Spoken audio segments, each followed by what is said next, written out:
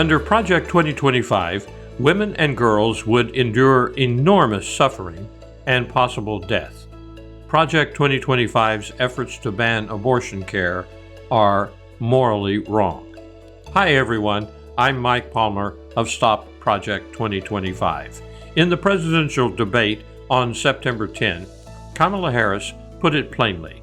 The Trump abortion ban, which is the law in 20 states, puts the health and lives of pregnant women and girls at risk. Here's how she said it. Let's understand how we got here.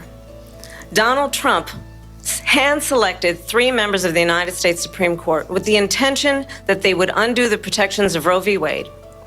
And they did exactly as he intended. And now in over 20 states, there are Trump abortion bans, which make it criminal for a doctor or nurse to provide health care. In one state, it provides prison for life.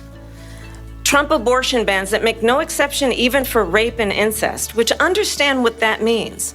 A survivor of a crime of violation to their body does not have the right to make a decision about what happens to their body next. That is immoral. And one does not have to abandon their faith or deeply held beliefs to agree. The government, and Donald Trump certainly, should not be telling a woman what to do with her body. I have talked with women around our country. You want to talk about this is what people wanted? Pregnant women who want to carry a pregnancy to term, suffering from a miscarriage, being denied care in an emergency room because the healthcare providers are afraid they might go to jail, and she's bleeding out in a car in the parking lot. She didn't want that. Her husband didn't want that. A 12 or 13-year-old survivor of incest being forced to carry a pregnancy to term. They don't want that. And I pledge to you, when Congress passes a bill to put back in place the protections of Roe v. Wade, as President of the United States, I will proudly sign it into law. But understand, if Donald Trump were to be reelected, he will sign a national abortion ban. Understand, in his Project 2025, there would be a national abortion, a monitor that would be monitoring your pregnancies, your miscarriages. I think the American people believe that certain freedoms, in particular the freedom to make decisions about one's own body, should not be made by the government. Vice President Harris said it is immoral to let women having a miscarriage bleed out in the parking lot of a hospital because the healthcare professionals fear a criminal conviction and prison if they help her before death is imminent. You agree, don't you? I do. Here's the thing. Putting living, breathing women at risk of death in favor of preventing the abortion of a fertilized egg or an unviable fetus is wrong. Why is it wrong? Because it chooses a potential human over the life of a real human being. It treats the two as factually and morally equivalent when they are neither. It's also wrong because it denies care to someone in medical distress and danger. Under established medical ethics, healthcare professionals may not pick and choose whom they treat in emergencies. Military medics care for wounded enemy soldiers when captured, as well as our own troops. The Trump abortion laws in 20 states are causing healthcare professionals to violate their own professional responsibilities. That's not right. Denying abortion care to 10 and 12-year-old victims of rape and incest is also wrong. Condemning a child to carry the fetus of her rapist or abuser is grotesquely worse on any moral scale than aborting a fetus that cannot survive outside the womb. The conversation about abortion rights has focused too little on the immorality of preventing physicians from providing abortion care. In her response during the debate, Vice President Harris plainly stated the woman's and child's moral claim to care. Abortion is mentioned 198 times in Project 2025's mandate for leadership.